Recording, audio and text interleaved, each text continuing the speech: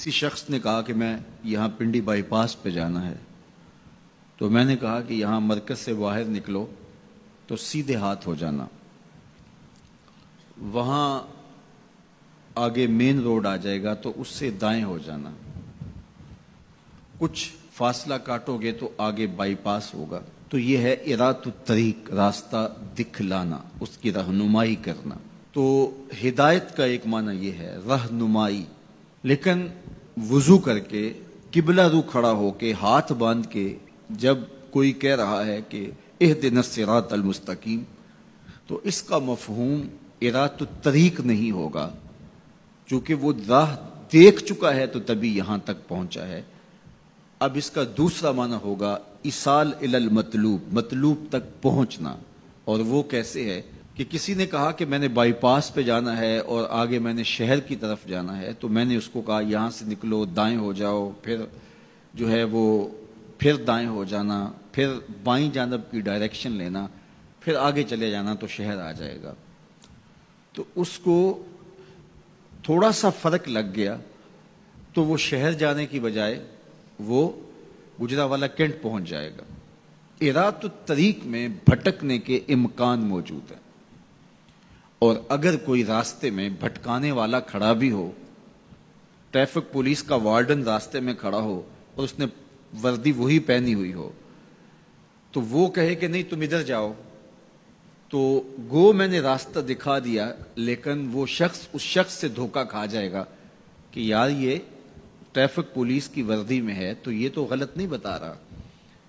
تو وہ اس کو کسی اور سمت گھما کے پہنچا دے گا۔ اب راستہ اگر صرف دکھلانا ہی منزل تک پہنچنے کی ضمانت ہوتا تو لوگ راستے سے بھٹکتے نہ، کیونکہ راستے میں ایک جعلی وردی پہنے کھڑا ہے جو لوگوں کے راستے خراب کرتا ہے، اور اس نے اللہ کی حضور، اللہ کی عزت کی قسم کر کے کہا تھا لَأَقْعُدَنَّ عَلَىٰ صِرَاطِكَ الْمُسْتَقِيمِ، مالک تیری طرف جو سیدھی راہ جاتی ہے میں اس راستے پہ کھڑا ہو جاؤں گا اور تیرے بندوں کو تیرے تک نہیں پہنچنے دوں گا، دائیں بائیں بھٹکا دوں گا۔ تو ارات الطریق میں بھٹکنے کے امکان موجود ہیں۔ اور دوسرا ہے ایصال الی المطلوب، آپ نے کہا کہ میں نے شہر جانا ہے، مجھے راستہ بتاؤ، میں نے آپ کا بازو پکڑا، آپ کو ساتھ لیا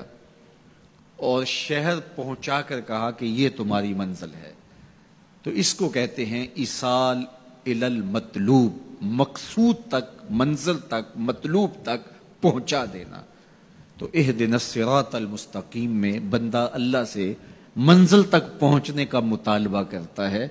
راستہ دیکھ چکا ہے لیکن پھر بھی کہتا ہے مالک میں چلوں گا تو شیطان راستے میں کھڑا ہے، میری راہ مار دے گا، تو کرم کر، دستے کرم بڑھا اور مجھے منزل تک پہنچا دے۔ اور جب وہ دستے کرم اور رحمت برا ہاتھ دیتا ہے تو پھر منزل تک پہنچنے میں دیر نہیں لگتی۔ از خود کوئی جتنا مرضی سفر کرے منزل نصیب نہیں ہو سکتی جب تک اس کی کرم نوازی نہ ہو۔ بہلول دانا دریائے دجلہ کے کنارے پہ گھوم رہا تھا کہ ہارون الرشید نے کہا کہ اس کو میرے تک پہنچایا جائے، تو اوپر والوں نے کمند نیچے پھینکی اور نیچے والے خدام نے اس کو پکڑ کے اس کمند میں بٹھایا اور ان اوپر والوں نے اوپر کھینچ لیا، تو 2 لمحوں کے بعد محل کی چھت پر بادشاہ کے سامنے تھا۔ تو بہلول کو ہارون الرشید نے پوچھا بہلول بتاؤ خدا تک کیسے پہنچے ہو؟ تو بہلول نے مسکرا کے کہا بادشاہ جیسے آپ تک پہنچا۔ کہا بات سمجھ نہیں آئی۔ کہا میں خود آنا چاہتا تو کئی واسطوں سے گزر کے دیوان خانے میں پہنچتا، پھر درخواست جمع کرواتا، اور پھر آپ تک کئی واسطوں سے وہ درخواست پہنچتی، پھر آپ وقت دیتے، جو وقت آپ نے دیا ہوتا، ہو سکتا ہے آپ کے کوئی شاہی مہمان آ جائیں اور کسی ملک کا کوئی سفیر آ جائے اسی تاریخ کو، تو میری ملاقات منسوخ ہو جاتی، میں چاہتا تو مہینے سال لگ جاتے، ملاقات ہوتی نہ ہوتی، اور جب آپ نے چاہا ہے تو 2 گھڑیاں بھی نہیں لگی۔ تو کہا کہ ارات الطریق نہیں، راستہ تو دیکھا ہوا ہے، سجھائی دے رہا ہے، لیکن کہیں شیطان راستے میں ہماری راہ نہ مار دے، ہم خود تھک کے نہ بیٹھ جائیں اور راستے کی پیچیدگیاں ہمیں کہیں کسی اور سمت نہ لے جائیں، تو مالک کرم فرما، دستے کرم بڑھا اور ہمیں منزل تک پہنچا دے۔ تو جب یوں سوال کیا تو جواب کیا آیا؟ صراط الذین انعمت علیہم۔ تو یہ سائل کے سوال کے اندر ہی جواب ہے، فوراً اس کے لبوں پہ یہ سوال جاری کر دیا گیا جس میں جواب ہے مالک ان لوگوں کے راستے پہ چلا جن پر تیرا انعام ہوا۔ اور اللہ کا انعام کن پر ہوا؟ انبیاء پر، صدیقین پر، شہداء پر اور صالحین پر۔ اس طبقے پر اللہ تعالیٰ کا انعام اور اس کی کرم نوازیاں نازل ہوئی ہیں۔ تو کہا اگر تم میرے تک پہنچنا چاہتے ہو تو انبیاء کے راستے پہ چلو،